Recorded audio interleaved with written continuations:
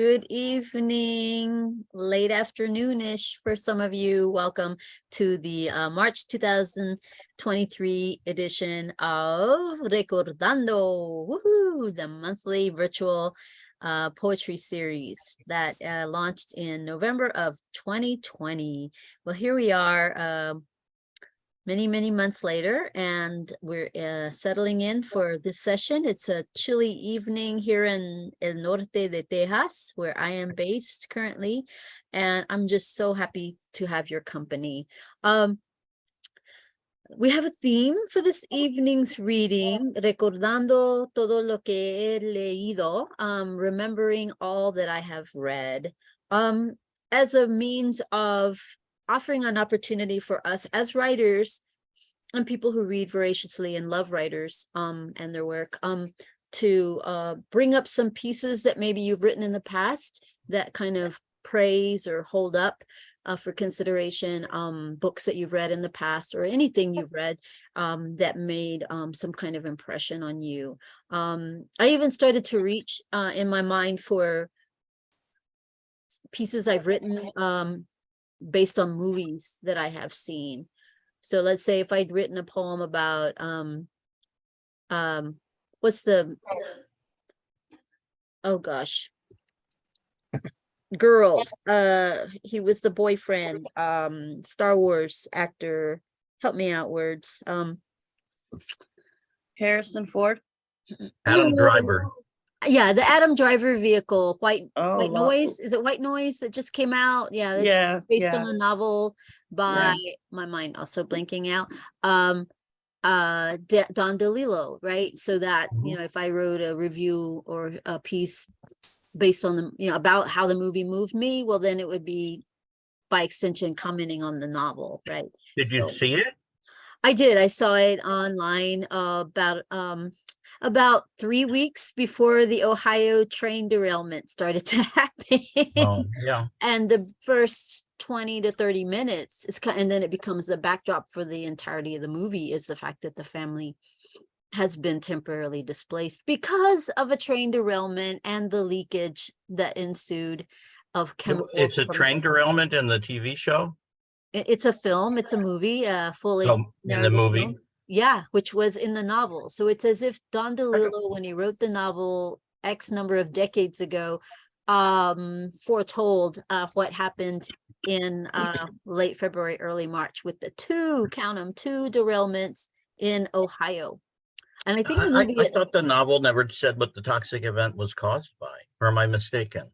I've never read the novel, so I won't. They never tell what it is. It's sort of like a vague concept that no one is sure is real.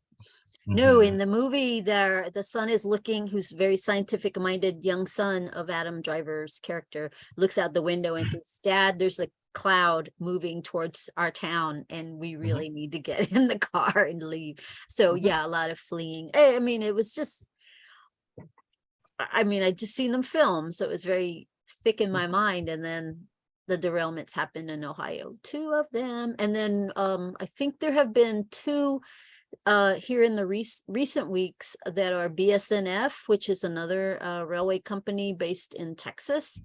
And those derailments have not yielded chemical spills, but it's worthy of note that those, you know, freight train derailments are on the uptick. I did read an account that I'm not sure whether it was 21 or 22, the last year they have full records of, there were over 2,000 rail accidents in that year. Some of which were really major, some of which caused the death of people. So cause the death of people. That is a very passive way. I love how you cause the death of people. well, I mean, one accident that caused the death of somebody was one of the employees of the train was sticking his head out and got decapitated. Oh, I've heard of that. When was this? That was last year. Oh, last year. I remember hearing about that on the radio. On the radio. Yeah. Yeah. You kind of make sure that Fluffy keeps their head in when you're driving down the street too. Just like Mom told you to. Yes. Or your arms when you're riding the city bus and you're in the back cutting up with your friends. Just bring those extremities back in through the window is what I would say. Just to warm up the space, I'm going to read something very offhandish, not really related at all to the theme, but just to warm up the space. And then let's see who wants to jump in with a piece after that. So this is based on a true incident of several years back. And it's poem 321 of 365. I took issue with my tissue, which reeked of a strong chemical smell straight out of the package. So I had a talk with Brandy, and she responded with professionalism, no bathroom humor for her. So now FedEx is picking up my bathroom tissue in a special envelope mailed to my house. And I wonder if the world's going to the toilet if flagrant saboteurs are dousing toxic fragrance on my angel soft rolls.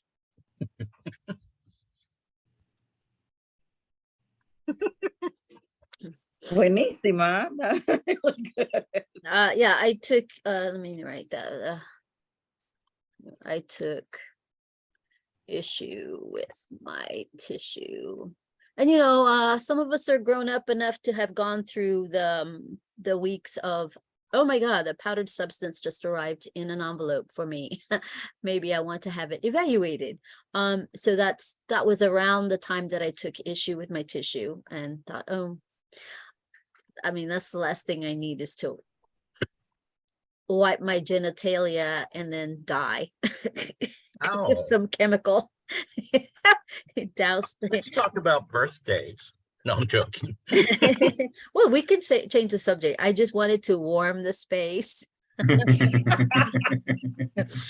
okay. I'm sitting here eating, and I apologize for that, folks. But it's sort of like apologizing for needing to stay alive today. So. Yeah, I probably owe a bigger apology for that piece I just read while you were eating. Oh, I like the first line was great. I take issue with tissue all the time. All right. Human needs. Yes. Pray tell, who's next? I'll go next. I was prompted to write something with this theme. I don't know how apropos it is, but I'm glad that it got me to write.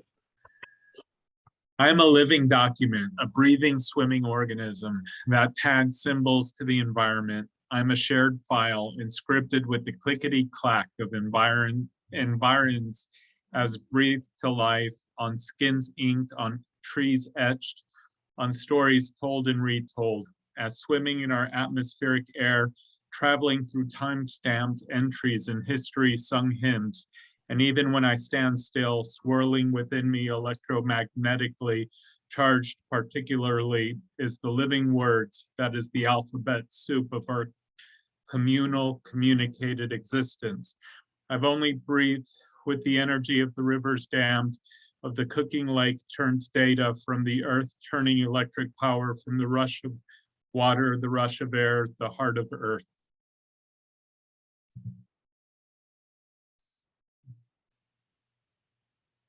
That was lovely. Wow, snapping my fingers at that, brother. That one went places. That was a traveling poem. That was a traveling poem. It moved. Yeah, that's true, Tammy. It had a lot of flow in that. Wow. Thank you, Ernest. Thank you.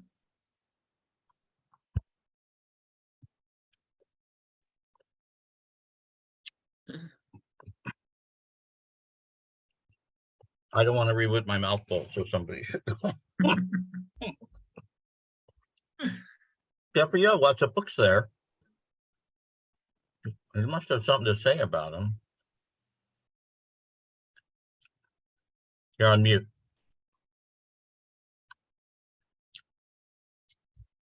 Early in the COVID, I had pre-ordered Patti Smith's book, The Year of the Monkey. And and because everything had gotten delayed, I lost track of when it was actually going to arrive. And when they finally actually delivered it to me, after I cleaned off the package and and I read the book, I was struck by the fact that the book started at her 69th birthday. And when I was reading it, I had just had my 69th birthday. And she was writing about the year following her 69th birthday. And that was the year that I was just embarking upon at the time I was reading the book. And one of the amazing things about the book was the way you couldn't tell that the theme of dreaming was very strong in the book. And you couldn't tell whether what she was recounting was in a dream or whether it was not in a dream. I mean, she'd be walking down the street and the sign of the motel spoke to her, for example. And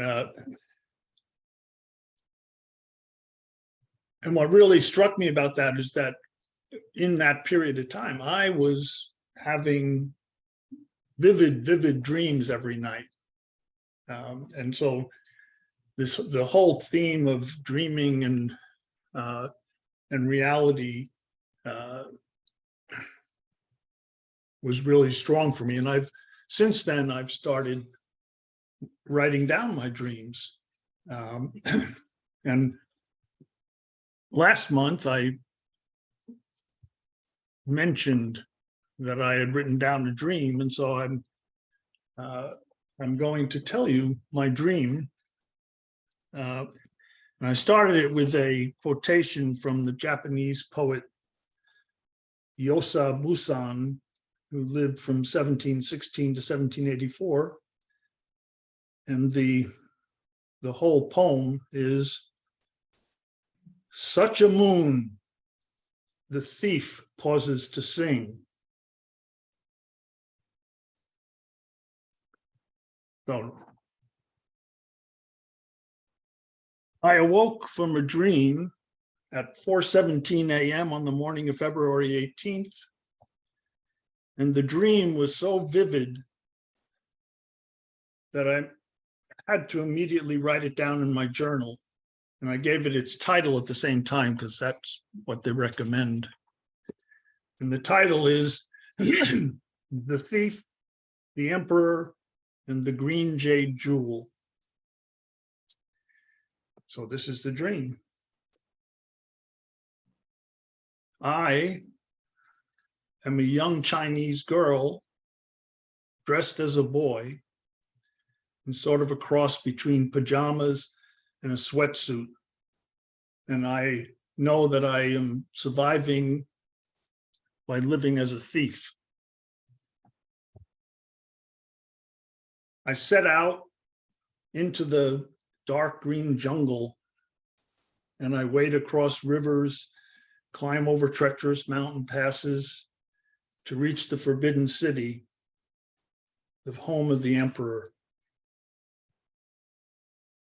Once there, I befriend the servants of the emperor, the cooks, the serving people, and a masseur.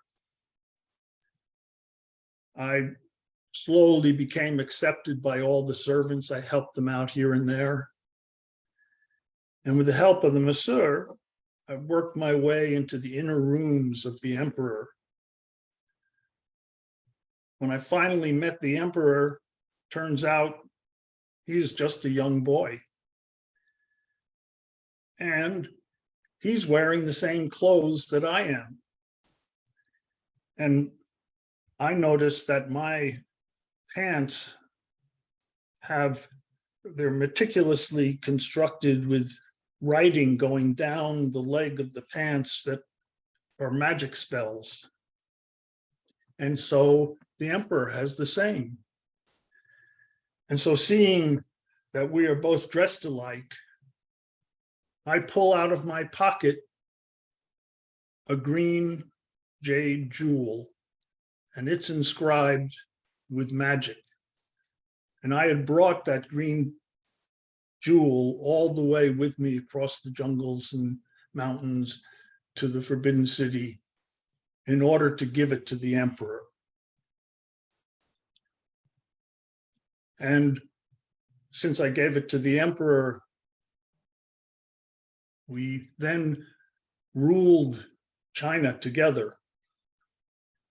And here is one of those things in the dream where time just went quickly, quickly, quickly, quickly, until the two of us were an old man and an old woman. And we dismissed the servants, we held up the green jewel, and we both disappeared. And that was my actual dream. That Wow. was the end.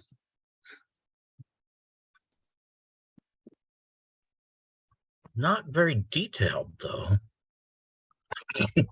Joking. That was amazing. How did you even remember all that? I wrote it down when I woke up. Okay. Fascinating. That's a very good practice to write it down, because I think those they're wholesale delivered to you, you know, from your unconscious, or some people would say it's the world wide web of your soul, or the collective unconscious, or the entirety of all your past lives, the memory of the glimpses of memory of your past lived lives. And I also keep records because I want to know who I might have been before. One time I was backstage in a huge opera hall, and I understood German, so people were speaking German around me, and I was backstage walking among these huge garment racks of these gorgeous costumes that the opera singer performers dressed up in for their performances. I don't think I was of the caliber of being an opera singer or a dancer. I think I was more like a technical backstage person. But the enormity of it was amazing. And I remember consciously, like, when you have that kind of you're going through the dream process, the dream narrative, but you're also looking in as the dreamer, saying, oh wow, I'm in this opera house and I understand German. This is cool. Let's see what happens. And then it's that channel ended. So I don't know if I'll ever go back to that channel, but I was understanding German very well in an opera house. Thank you for sharing, Jeffrey. I love magical moments like that, that take us to far-flung places. I'm going to slip in with a quick piece that is inspired by some reading I did back in the year 2007, or August 2007. So I had read some news, and this is the piece inspired by the news bits that I read. It is titled Poem 240 of 365, written Tuesday, August 28, 2007. Helmsley's dog gets $12 million. New Orleans struggles to rebuild. Helmsley's dog gets $12 million. New Orleans struggles to rebuild. Helmsley's dog gets $12 million. New Orleans struggles to rebuild. Helmsley's dog gets $12 million. New Orleans struggles to rebuild. Helmsley's dog gets $12 million. New Orleans struggles to rebuild. Helmsley's dog gets $12 million. New Orleans struggles to rebuild. Helmsley's dog gets $12 million. New Orleans struggles to rebuild. Helmsley's dog gets $12 million. New Orleans struggles to rebuild. Helmsley's dog gets $12 million. New Orleans struggles to rebuild. Helmsley's dog gets $12 million. New Orleans struggles to rebuild. This is not a natural disaster. This is a human disaster. Oh my goodness. That was from a book, or was it a dream or a nightmare? So that was Recordando lo que he leído. I had read, you know, in the same day, you know, Okay. heard on the You- new, you know, report about New Orleans struggling to rebuild, and Leona Helmsley, the rich lady, With passed the away, shoes. Yeah. and left her dog money. I juxtapose those basically. Mhm. $12 million. For a Gaga Doodle or whatever it was. What kind of dog it was, I don't know. A Gaga Doodle. Yes, I've yet to see a Gaga Doodle, but I bet we will someday. Is that a breed, Gaga Doodle? I just made it up. A Gaga. Okay. I was like, you never know. It's like I a, mean, it's like, what was interesting today. A dog about that dogs Lady that- Gaga would own. Yeah, or that exactly. resembles a doodle of her. Oh, I like that. Resembles the Doodle of her. That was awesome. The poor dog. No. Oh, that'll be an assignment Gaga's later fine with this me. year. Like, write a poetic doodle of Lady Gaga with accompanying drawing. Yes, Mhm. in jest and fun, but also, I mean, I respect her. So The dog thing was interesting to me, and the fact also that the current new dog that America and Americans love is a French something, not a French, a bulldog. French bulldogs are the thing now. They used to be Labrador retrievers. I heard And that so- story. I heard that too. But you know, and I know I love dogs, though I'm, you know, a faithful cat lady. I have seen how much dogs are in regards to the vet visit. So it's been very interesting in that experience that I'm like, there's no way I could have been a good mother to these dogs. I would never be spending that kind of money. Like, just to walk into be seen by a doctor so that you know it's $90 for anything that's bigger than a Labrador retriever. So that's pricey. I wonder how much that is in New York, Jesus.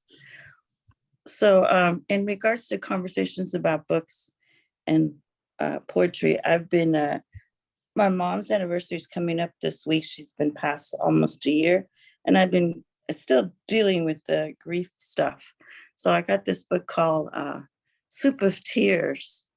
So essentially, it's like limericks and little stories in regards to how people deal with grief.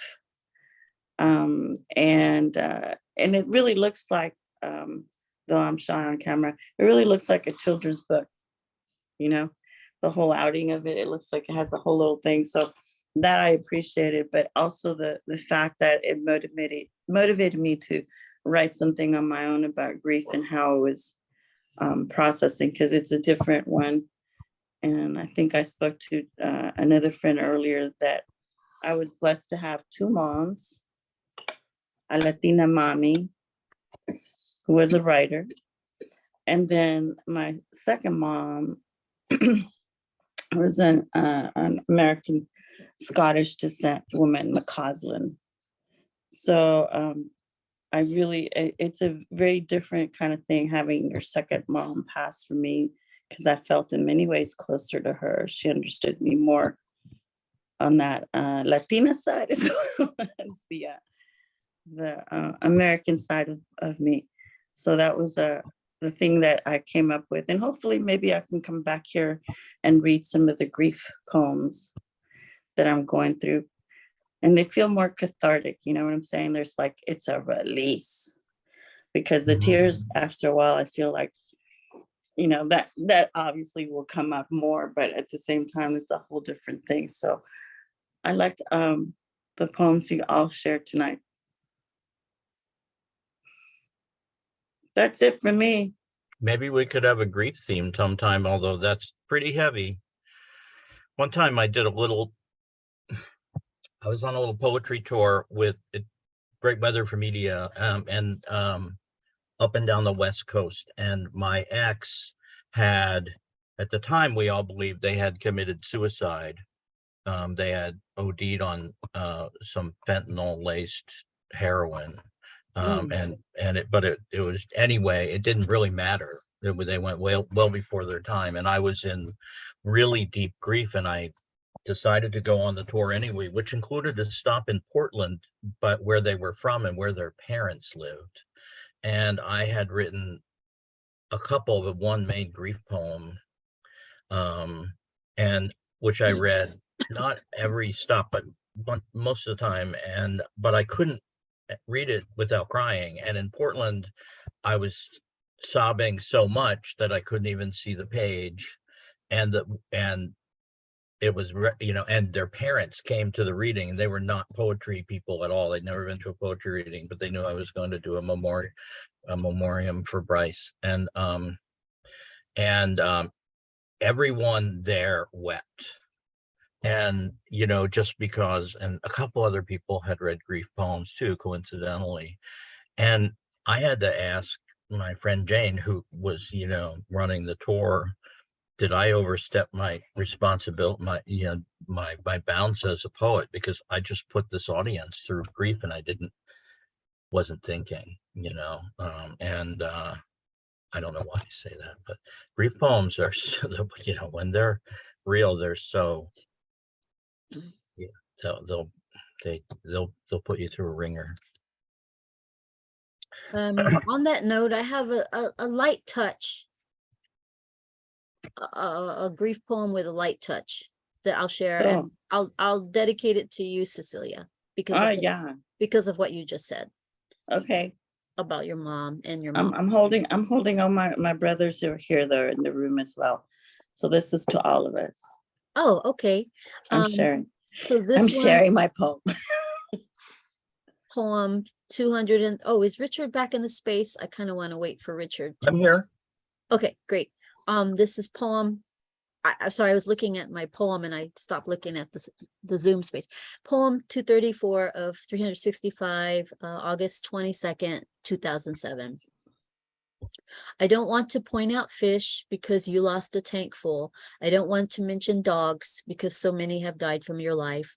I don't want to mention home because you're sleeping on borrowed beds. I don't want to take you skating because you're living on thin ice. There is nothing now for me to say to you that won't remind you of loss and death and the spinning with no brakes as you skid. That was good. Damn. Yeah. Tammy. Yeah, Tammy. Thank you. When there's nothing to say. Yeah. I went and dug one up to read for you too, Lulu. Although I do have a poem about books, but I'll read it later. And I'd like to show my stack of books. But maybe I'll read this poem and then show my books, and I'll read in the poem I was going to read later. I'll show you my books if you show us yours. Did I just do that on screen? Yeah. It's recorded. That's great. No, go for it. Few people know I do that so well. No.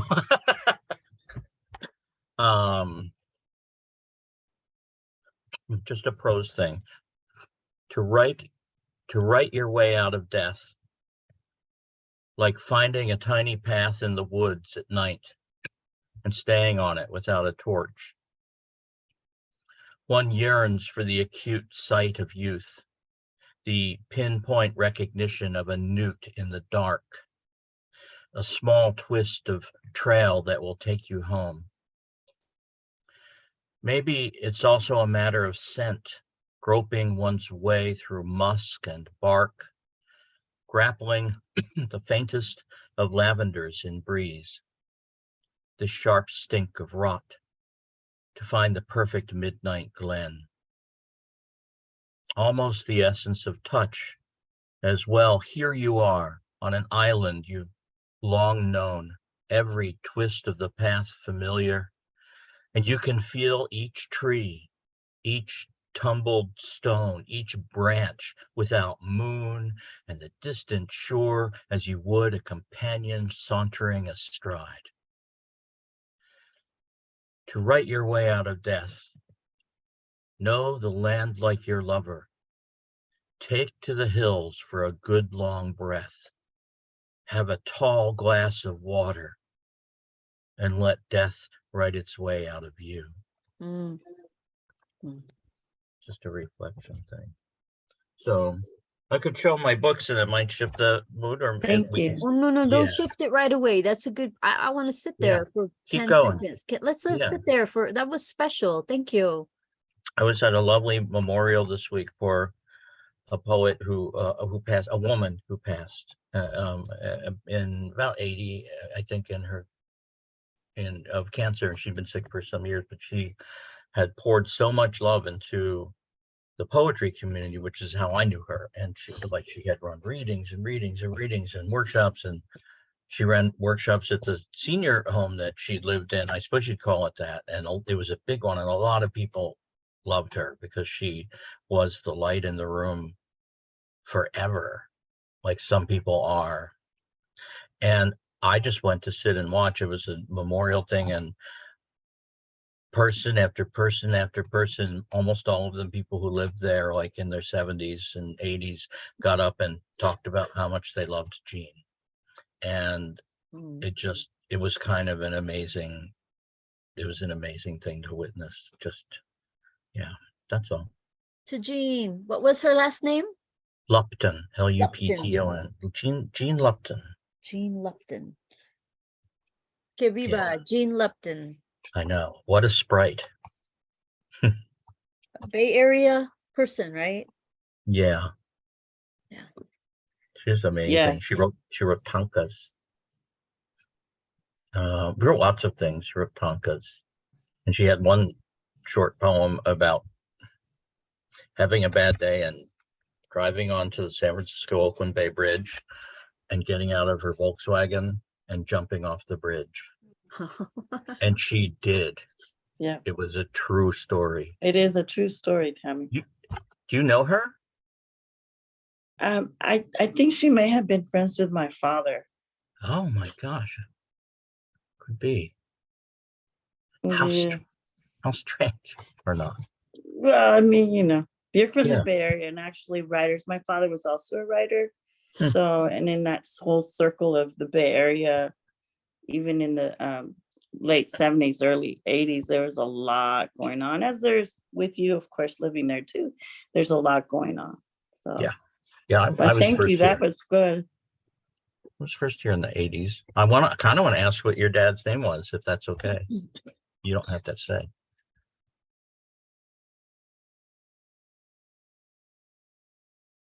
No worries. Yeah, I'm You don't think? so That's fine. I'm very shy about that. But let's put it this way. Here's a really nice story about it, the writing in my family and stuff, especially. My father wrote for Anarchy magazine for years out of the Bay Area, and he never used his real name. At the same time, when he passed away, the magazine didn't know, and he had embellished all these stories, and the magazine tried to look for us. And it was an interesting thing because he wasn't using his real name. So it wasn't until I read something in Anarchy magazine and I said, oh, geez, they're talking about my dad. And I didn't figure it out until, they said Peruvian. Yeah. And so, I mean, in that realm, I kind of follow my dad's thing also about my own writing, because both my parents have been writers. And that's a lot for me, but I'm slowly coming out of my shell somehow, some way. Thank you for giving me this space. Of course. I want to just interrupt this moment to say I'm enjoying my cats. They're in a happy mood. They're bounding about like little sheep, little goats, or hoppity hoppiters, like little bunny rabbits. I just love when they just get these bursts of energy and they're chasing each other, and it's very nonsensical and kind of pointless, but they love it. I just love it. I found a poem titled Mercy, which I can read to you now. It's from that batch of poems I wrote in 2007. If that's okay with you to be reading again, I'll read it now. Is that okay?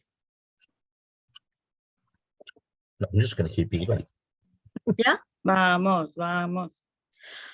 It's titled Mercy, but it's also got a number, poem 238 of 365. Mercy. I am standing on the gleaming cold tiles in the over-refrigerated Mexican-themed grocery store when I would rather still be twisted in my bedding in my lazy room, and it is too early to be faced with perfectly packaged products of commerce hoisted to perpetual shelves of seduction and shopper education. But turning a corner into a new aisle smacks you with gag-worthy smells of cologne and Jergens, aftershave and right guard, all the fresh morning people, brisk and upright, while all I want is to be on my back, swelling in dreamland. And my weight is not steady on the balls and heels of my feet. In a half-awake daze, I sway. And I long to collapse on the makeup applicator brushes, white puff cotton balls, and landfill plastic Pampers. And then, of a sudden, there's a beautiful swell of sound, and it is piano, a gentle palm spooning my frame. Moby music has been chosen for the soundtrack of morning, and I am lulled into ecstatic stupor as I bend at the waist, careful not to fall asleep and fall over in a gravity swoon. And I am not falling, but am straightening up with one medium-sized 2.5-pound bag of alley cat food in my arms. This purchase episode takes on a dawning elegance as Moby's song woos me through the Fiesta speakers and accompanies me to the checkout clerk, who is soft-spoken and wet-lashed, no doubt the kiss of morning mascara. And I count my coins without wrestling my purse to the floor, and the echoes of music fade behind me as I step through electric doors to ponder an elder man who dances in his wheelchair with his own gentle awakening before the harsh din of day will work to drown or diminish his own pitch-perfect early morning song.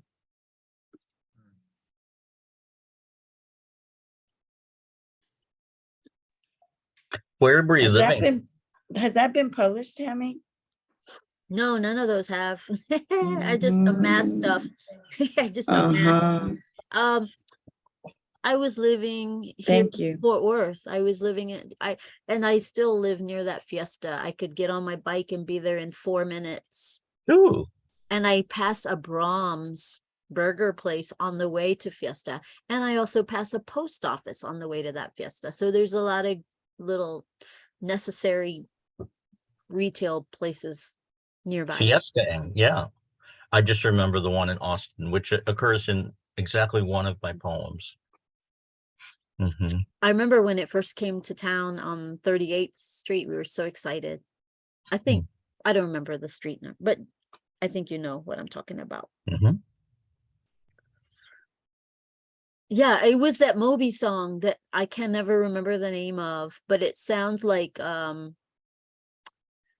don't know, maybe you know, it was like his one hit, like his big Head top. right now.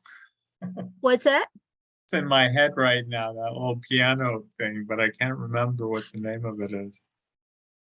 Da da da da da la la la la da da da da da da. Yeah. Na na na na. And this is goodbye. What's that song? Help me, help me. It's his one hit, like top 40. I keep Isn't wanting that to what say who's Google does Moby, but- that? Huh? That's a Google thing. And this Moby's is one hit. Thanks.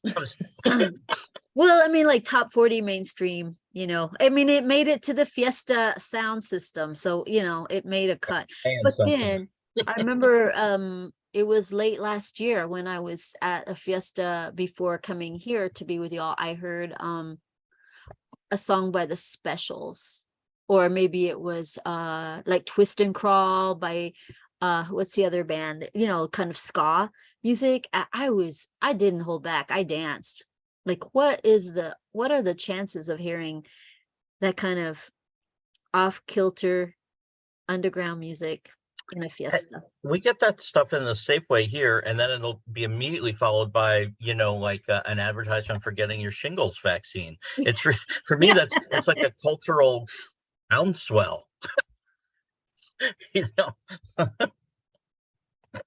All right. Message to you, Rudy. I'm gonna research show team. the books that I put in this huge Oh, stack yes, here. take it away. Take it But away.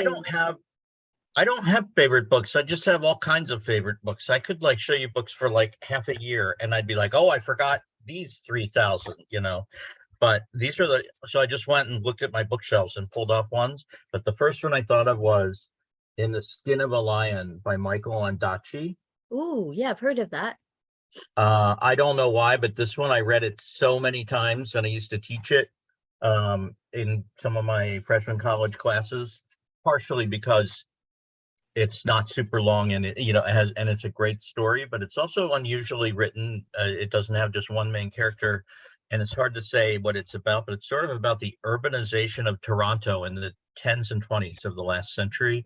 But it's really about amazing characters. Ondaatje's characters, I like his novels more than I like his poetry because his characters are they're always super smart or something. You know, it's like I don't know. Anyway, Skin of a lion is, or In the Skin of a Lion. in the skin. In the Skin of a Lion. Got it. That comes from well, some translation of the let me find it because it's such a beautiful I forget what epigraph. It's from some translation of the Epic of Gilgamesh. Get this: the joyful will stoop with sorrow, and when you have gone to the earth, I will let my hair grow long for your sake. I will wander through the wilderness in the skin of a lion. That gets me wanting to read it again. I pulled two by Jose Saramago. This one is well known, Blindness, which is amazing. It's also I can't manage to get you to see his. Oh, Nobel Prize winner. This is an amazing book, but it's also very, very dark. Literally, because it's about a city in which over the course of 2 weeks, everyone goes blind and the social system falls apart in a not very nice way. But alternately, this is one by Jose Saramago called The Stone Raft. And the premise of this, and his books are fable-like. He's Portuguese, and this is the Iberian Peninsula, i.e. Spain and Portugal, breaks off from the rest of Europe all of a sudden and starts drifting into the Atlantic, causing an international uproar. But it's really about 5 people who this situation that causes them to meet and all fall in love and become fast friends from all different parts of the Iberian. It's really about these 5 people to whom very unusual things happen.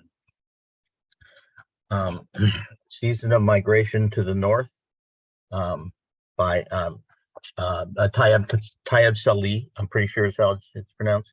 This is a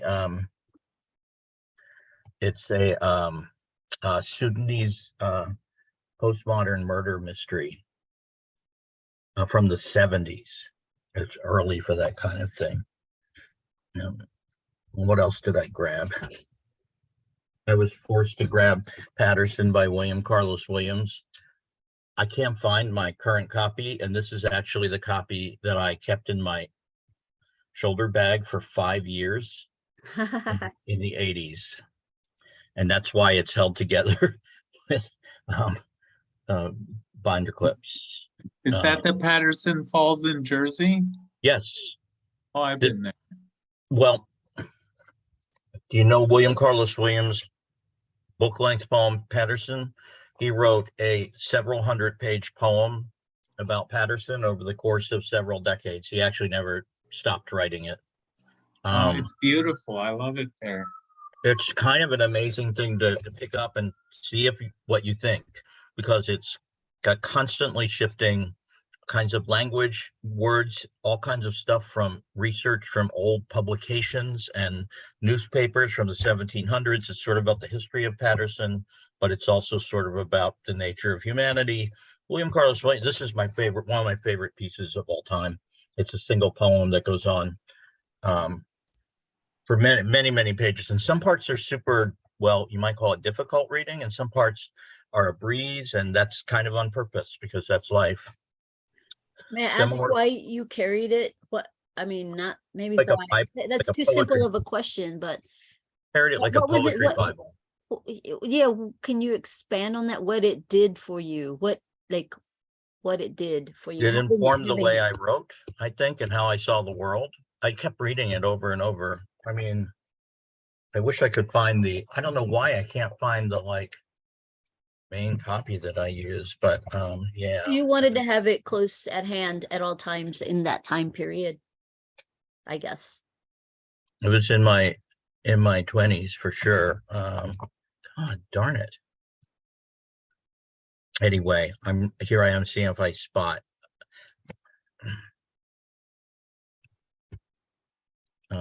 you know, a passage to read. You weren't Oh, living in Jersey, or were you living? no, I in New was York? living in Michigan, Mm. mostly, and I can't find the beginning. Anyway, I can't find, there's like a bunch of great passages, but they're not marked in this copy. Along that, here we have Koun, Koun. I might have showed this here one time before, the 10,000 Lives. He's the Korean monk who has tried to write a poem about everyone he's ever met. Oh, you mentioned that. Yeah. Yeah. And You didn't show the book, but you mentioned him. Koun. Yeah, this one has like 350 pages selection from the first several thousand. It's beautiful. And then I'll show two more because I picked them up. Actually, I picked up three more. I can hear him saying, don't talk to me, doc, don't talk to me, because then I have to write about you. I know, exactly. I've got a headache. Oh, yeah. Dahlgren by Sam Delaney, by Chip Delaney, Samuel R. Delaney. Yeah. Anybody read that? Have you read this, Tammy? I had a copy. I may still, but I've not read it.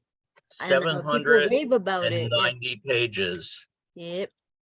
That's just, I think I read the first 7 pages. But it reads like a river. It's like, and it's not a normal book at all. It's not like a you know, sort of, but sort of not. And the last thing I'll show, in case anybody's never picked this up. Oh, yeah. Oh, you've shown this one here before. I haven't Oh, I read have it. probably. Yeah. Yeah, The Invention of Hugo Cabret, which is, you know, half written half in illustrations, really beautiful illustrations, and then half in text.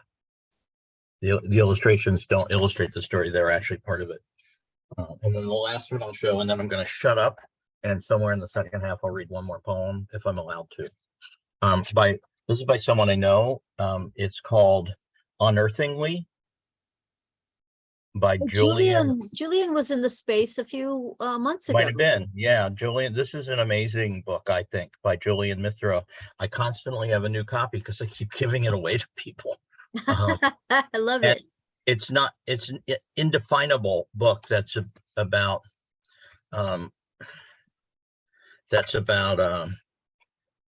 a falling apart mining town in Colorado in 1937. But at the same time, it's every single page has like different types of text. Maybe, like, well, this is, and it's all faux. It looks like a found things, but they're all made up. And, so, yeah. Did Julian live in Colorado at any point? No. Nope. But Julian loves the West. Julian's from Southern California, I think, but they live nearby here. Mm-hmm. Another question. Is that an operating system publication? Do you know who's the publisher of that one? Oh, I forget the name. It's Kernpunkt. Oh, yeah. I did look them up. Yeah, Kernpunkt. Yeah. Anyway. Kernpunkt Press. Yeah. I'm going to read for 20 seconds or something, 30 just from part of a page. Because it's all tongue in cheek, but at the same time, many things. How to dig a root cellar. The primary purpose of a cellar is to arrest the root's natural yearning to congregate once again above ground. Beware such profane interruption. Certain varietals will sprout with sacrosanct longing, sending white tendrils in search of solid.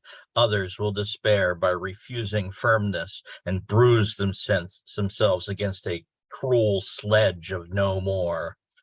Among the chief properties of a successful cellar is darkness. It's just, every page is delightful and totally often very, very, very, very different from the pages around it. And it actually does sort of build something. It builds you, I think. Thank you. Oh, thank you. I know I went for a bit, but I got excited. Is that Jeffrey calling a bio break?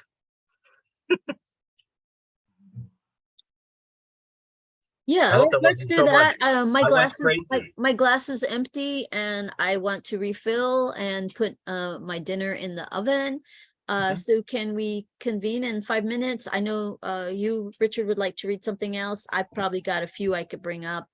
Ernest, if you have some Yeah, work, I'd love to that'd hear be more. great to hear it.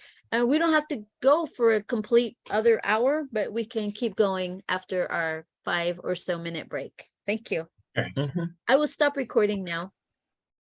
Temporarily. Pause. Done.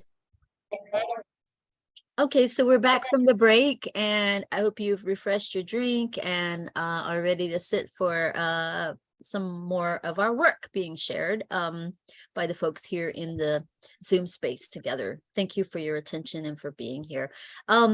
Before we get going on the reading, I would like to invite Richard to share maybe 1 or 2 physical therapy exercises for us. Would that be okay for you to do, so then I can see them later on the recording? Yeah, I mean, it doesn't mean they'll necessarily help you necessarily, but you know, I went to a neck class, and then my physical therapist is actually, as much as all this, there's a few things going on, but is helping me with stuff in the shoulder especially, and but a bunch of them were neck centered and really helped. And the one that surprised me the most, which also for me strips my vanity because it contorts my face into not my favorite position, but I'm going to show you anyway, is just tucking your chin, you know, repeatedly, which is like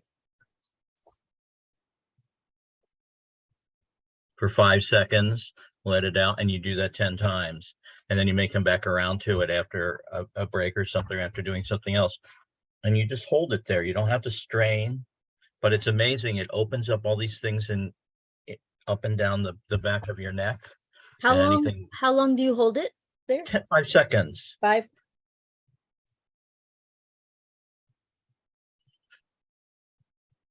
Mhm. 10 times. Yeah, it's not really my favorite. Don't take my photo right now, but you know, whatever. You know, I always say I don't have much vanity until I see my my reflection or something. But Okay, so that's one. That's one. another this is one's both the neck and the guy who's doing my back and shoulder both showed me this, also very simple, and that's and that's to just squeeze your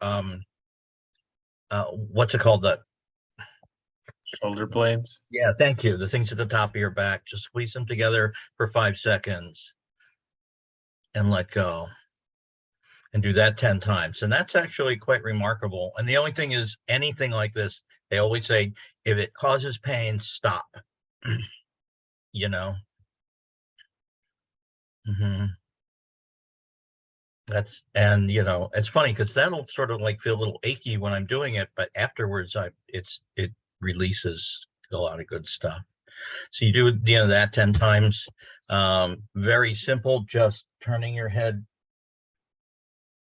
again for 5 seconds. They told me to only do this 5 times.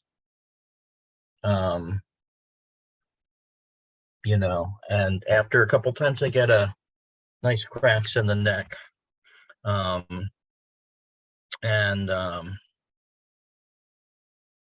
show one more.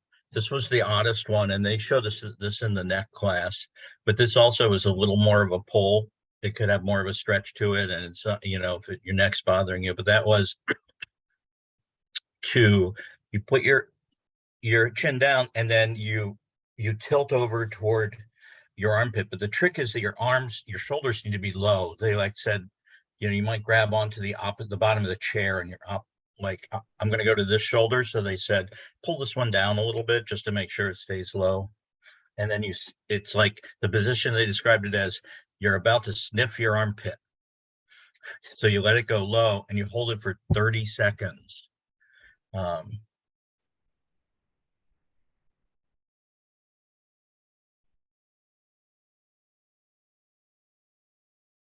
Oh yeah, I'm feeling the pull. Wow.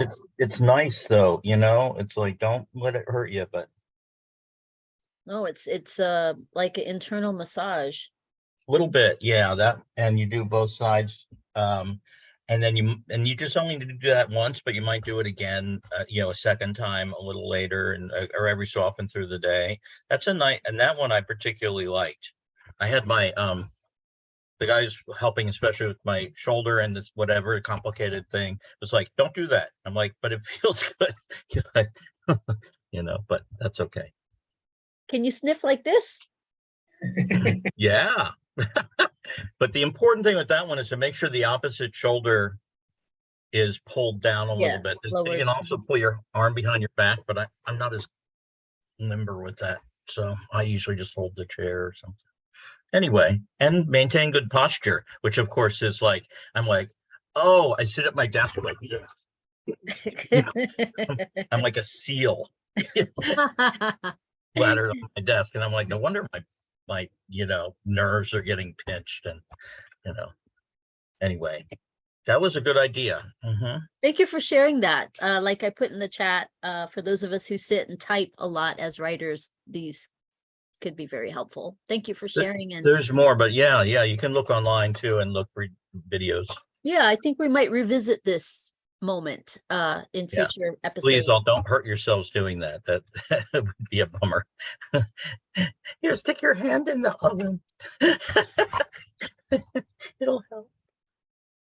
Oh, speaking of sticking hands in ovens, I when we had that polar vortexes, I was so cold in this apartment that actually reached into the oven to pull out the pizza pan with my bare hand. That's how cold I was, and that's how pleasantly warm it felt in the oven, that I thought, well, my hand is so cold. How can this hot pizza pan hurt me? And I Can I tell you how?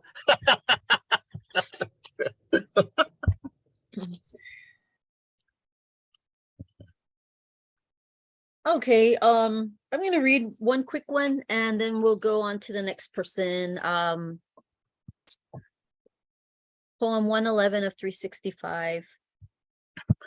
The pink and orange push-up, you know, the ice cream, the push-up. The pink and orange push-up, a tasty sweet confection, was actually a lady dancing on her feet. The striped swath of scarf draped across her shoulders curled and lifted with every rhythmic step. She liked MIA, the reggaeton, the Smiths. The DJ spun these wordlessly, fingering the taped grooves as he'd practiced again and again. The lady dropped down low. She swung her hips. She entertained a Brazilian boy whose smile gave light like a silver moon, or like a sliver moon.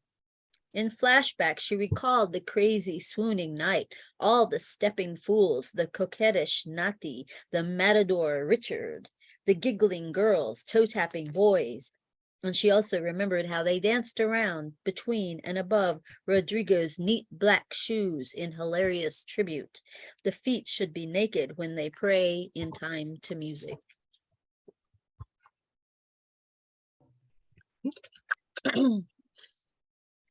That's like a diary entry, but, you know, in lyrical form.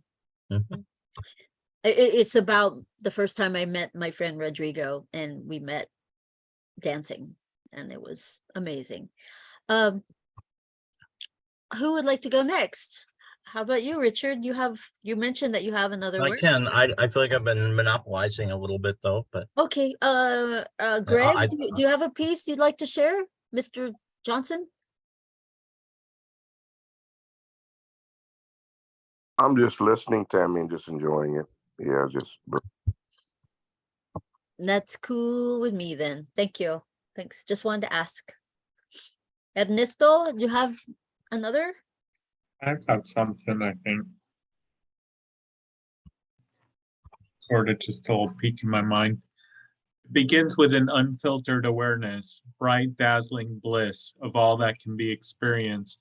It's entrancing how minute the focus wants to be and how meaning demands itself to bend so that the focus can remain and recategorize every experiential element so organization can build a filter against the onslaught of hyper-awareness.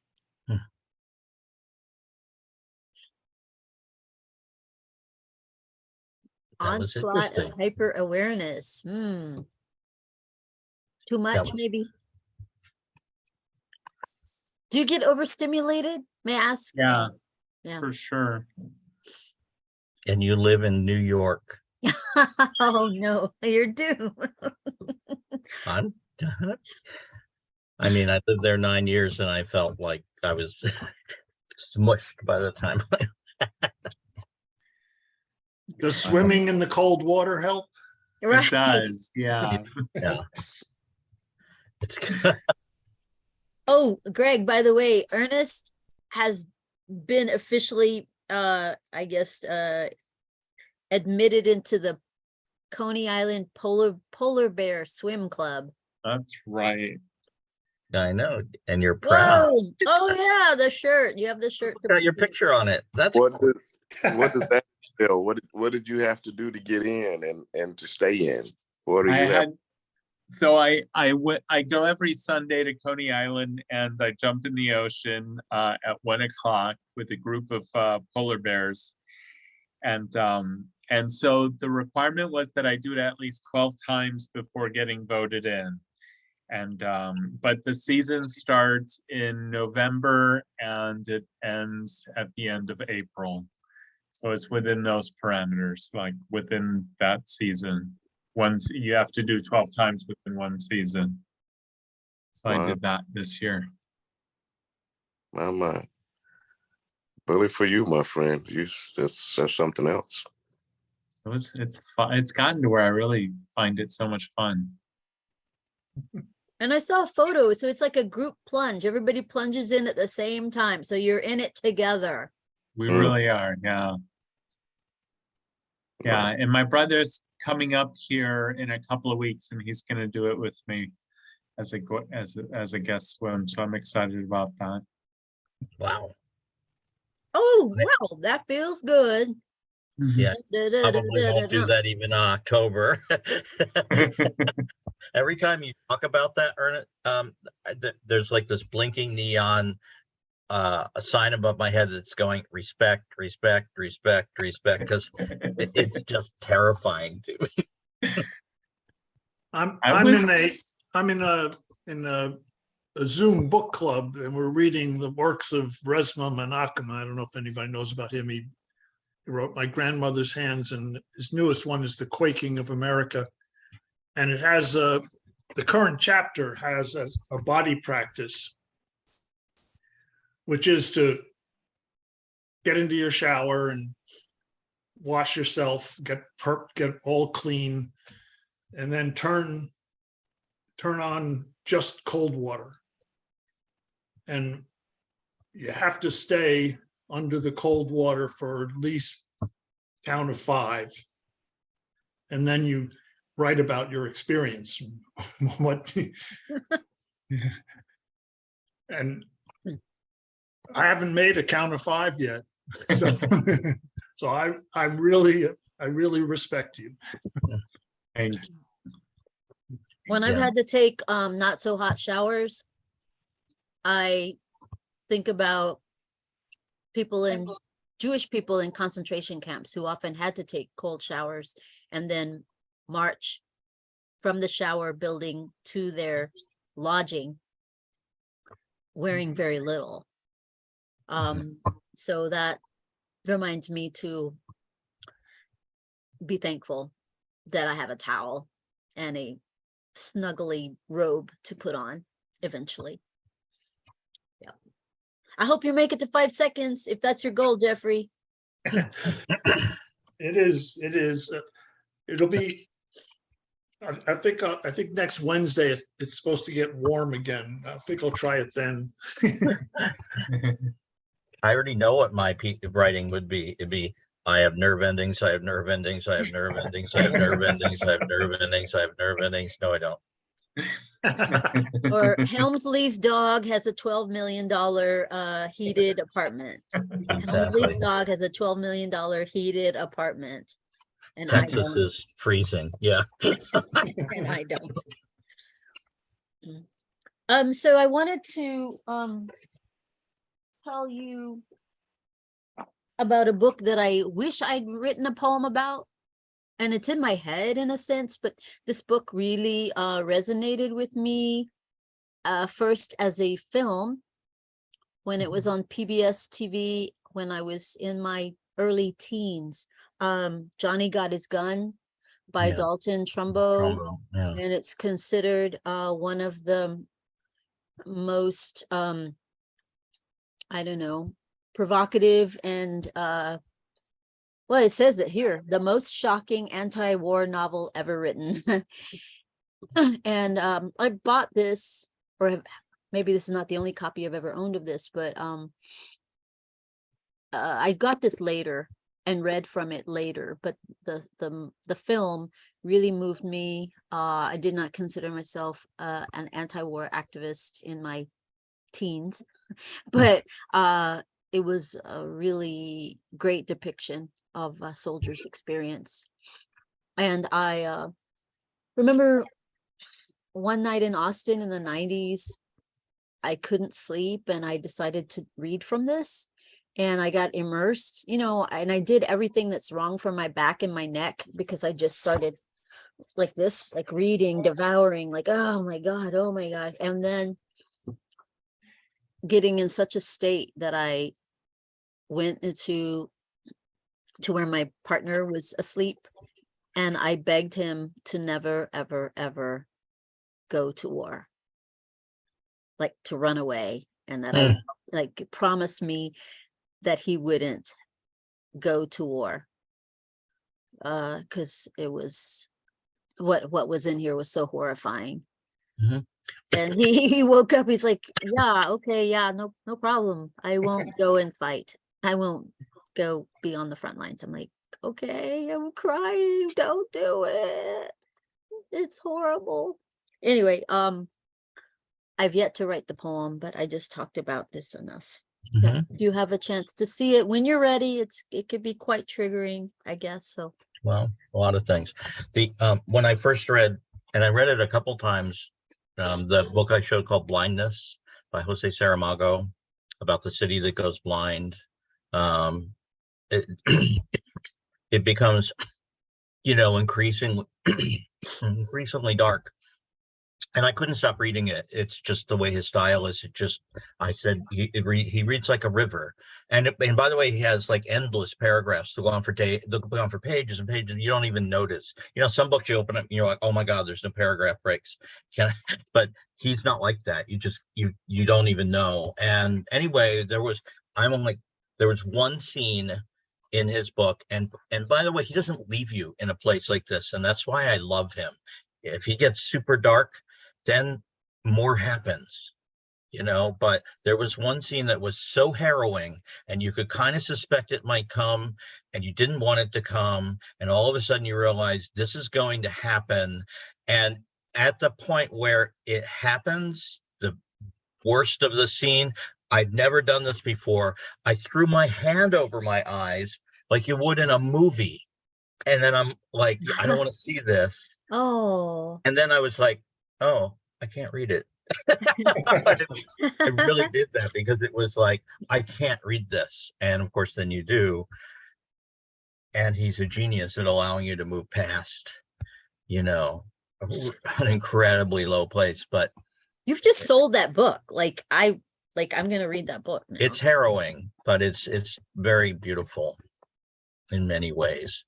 Anyway, the first page you won't be able to stop if you get anyway. Well, I did write this one poem a couple years ago.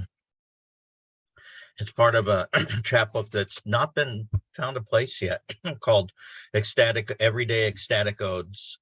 And I hope it does find a place sometime, but I wrote an ecstatic ode to books, and I wanted to, and then I just started thinking about every book I've ever loved at the same moment in some ways.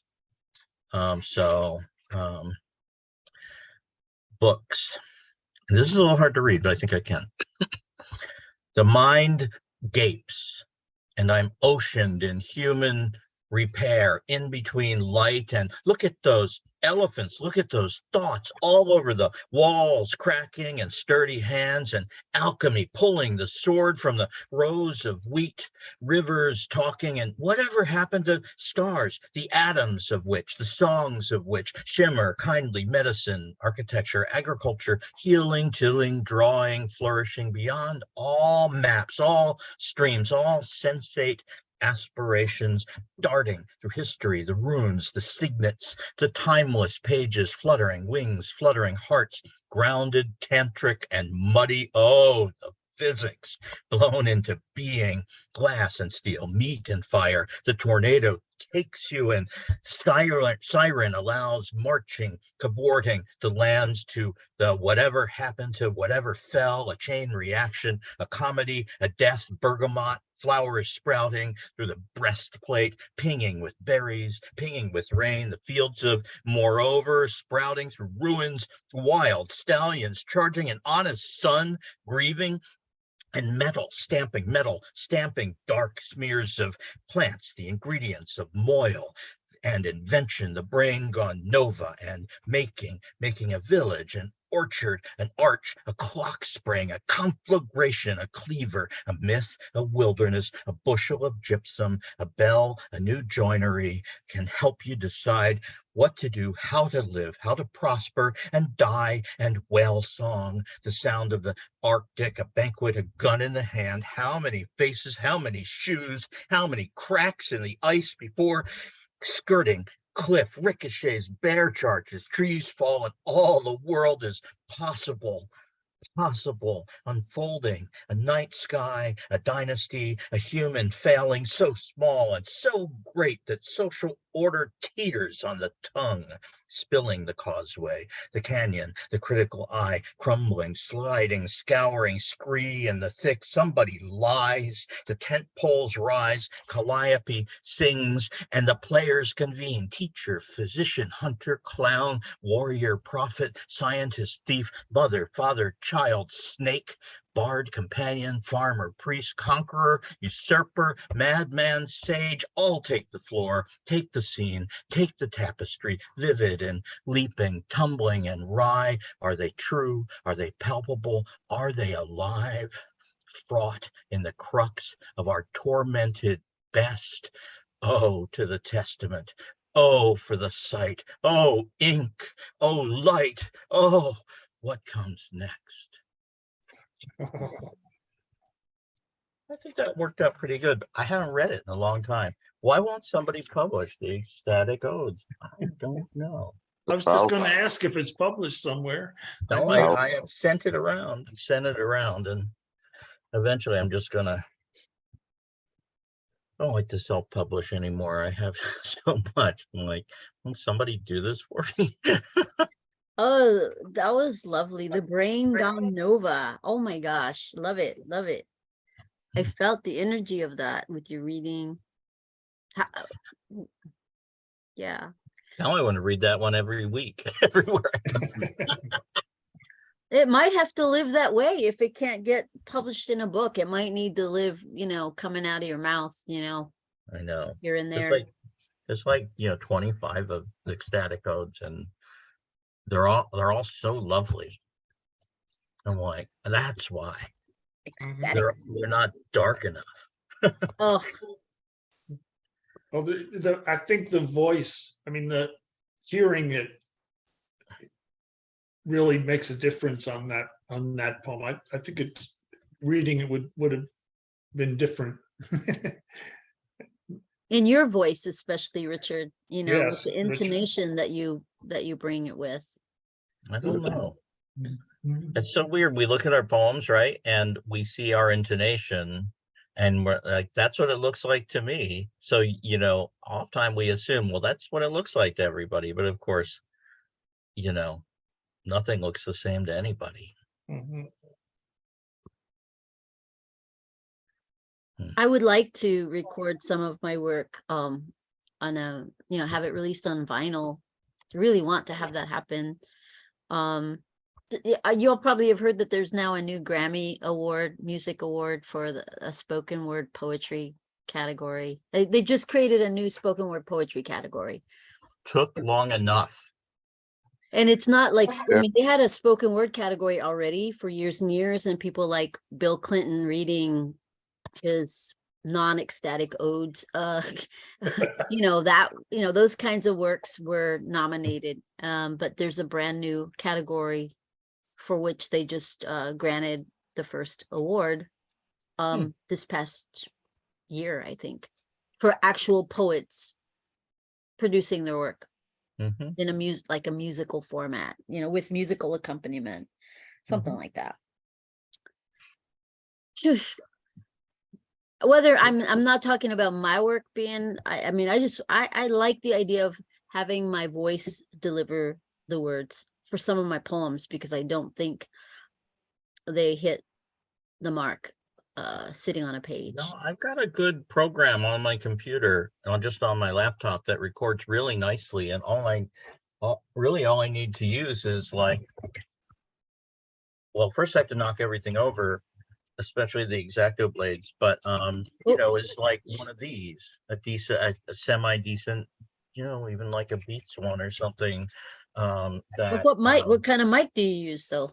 it's on there. I just used the one on there. And the thing is, as long as the room is relatively quiet, you know, you do it at night maybe, or on a quiet day, you don't catch any of that, because it's just how those mics work, I think. I mean, I have I tried a few different, I have a few different headsets with mics around, and so I just tried them until I found the one that sounded best. But I only done it a few times. Like somebody asked me to record a few poems about trees, for instance, for this project, where you could take a walk in Golden Gate Park and listen to poems about trees while you're walking from all different people. And you know, and I keep thinking, boy, yeah, if you were smart and motivated, you would sit down and just record like all your shit. But then of course, then suddenly you have to make breakfast and, you know, you feed the cat, and, you know, I have to go to PT. Well, there's the distribution, the editing, the marketing, the packaging, all the INGs. Oh my gosh. Never Just recording ending is nice. Yeah. task list of getting the work out. I admire people that can do that from start to finish. Mhm. You know, like I make hats, and not only do I make the hat, but I make the table to sell the hat on. And then I have stuff, you know, little banners and things that draw attention to my I booth. get it, yeah. You know, And I it's make just- the street. and I have these beautiful business cards that Mhm. were designed by a award-winning graphic designer. I'm like, oh my God, And that's me. all that effort. Yeah. Well, does anyone else have something to read on the theme or not? Would love to hear a few more pieces, and then I'm gonna bounce off to have my dinner. Mhm.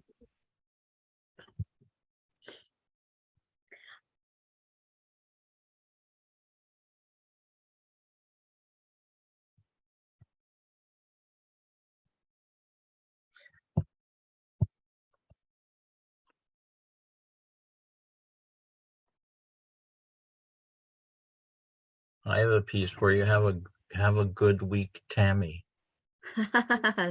And don't forget to drink water. Oh, yeah. You're having a hard time. Water helps. It always helps. It's even better than chocolate. You're right. You're right. And I love chocolate, but I love water more actually. Yeah, drink water. In fact, if you're having a particularly hard time, get a couple of nice bottles of water that you like, sparkly or not, that just tastes a little better than what you may usually have, preferably in glass bottles that can be recycled. But that's but just remember to drink water. That's my PSA. That's I've got one too. A friend of mine, I hadn't seen in about 30 years. He told me I learned Bruce Lee's quote, "Be like water," and it's reduced he said it's reduced his conflicts. Be like water. mhm. That's interesting. That's what he said. Bruce Lee said, and he picked it up and used it. It's awesome. That's like super Tao. Okay. Yep. Mm. Well, I guess we could call it a night. Any other closing lines or statements anyone want to share?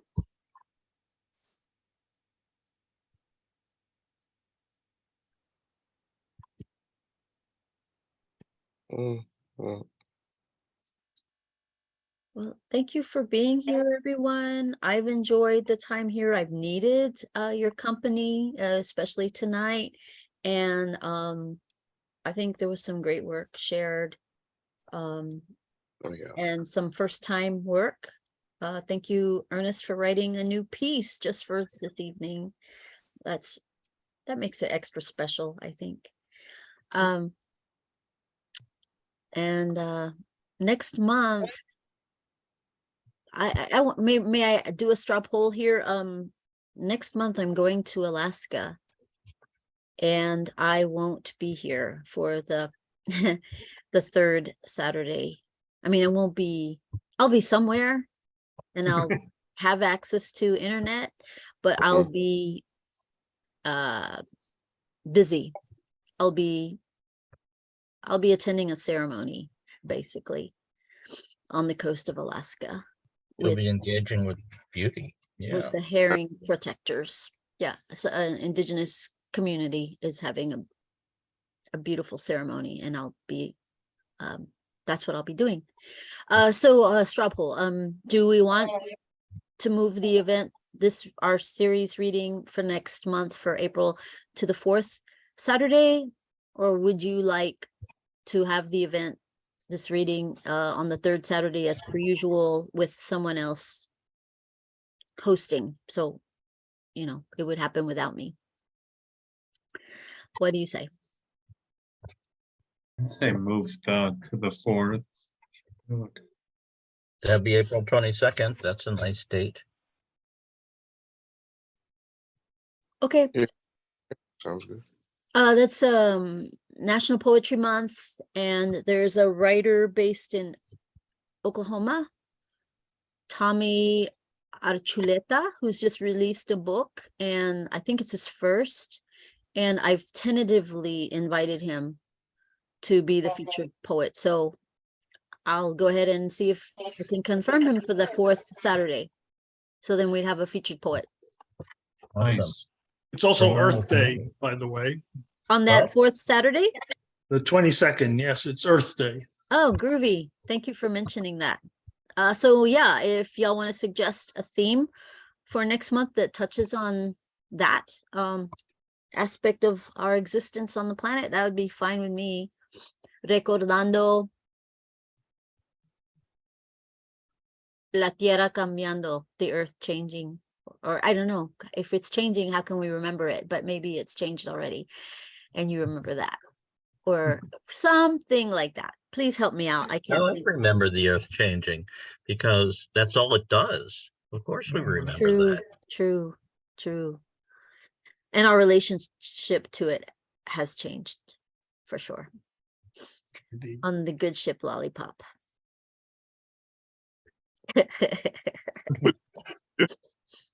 I'm sorry, it's not the rum talking, it's the Tammy tired, too many hours in hospital talking. Yeah. Okay. It's been a life. Yeah, as always, I truly enjoy your company. It's a pleasure to hear your words and what you choose to share. It's really revealing about us, what we choose to share. And also it tells me about the level of trust that exists in this virtual community. Thanks also to folks who had to leave early, like Lulu and Brittany. I'm not sure if her connection wasn't, good enough. She just couldn't be with us for the whole time. But we'll be back again, and let's invite some folks for next time. If we're gonna have Tammy Archuleta featuring, that would be nice to have a little tumble of people surrounding him. Maybe if we can, I hate to give you chores, but if there's a Facebook invite that's early, like before you go to the other thing, like a week and a half before, that's easy to like spread around. At least that's one of the best, that's the most way that I invite people, so like I sent some out today, but yeah, I only created it on Wednesday because that's how messed up my week was. well, yeah, This it time, was. but whenever I have a featured poet on deck, I definitely work on promotion earlier than later. And thanks for helping out with sending it out. Thank you, and bringing folks in. I invited Maureen Jeffrey, and I sent her an direct email. She sent a really lovely complimentary message last month right after our reading, so I know she enjoys stuff. Thank you, Greg, for being with us. Good night, poets, he says. You appreciate it. This is good. Good to hear. Yeah. That's going strong. Good for the country. Yep. And if you haven't changed your clock yet, you might try doing it tonight. We've been on a different time thing for about a week. But glad you made it here. You were right on time. And peace to all. And We love you, Tammy. stay warm. Love you, Tammy. Blessings. Yeah. More soon.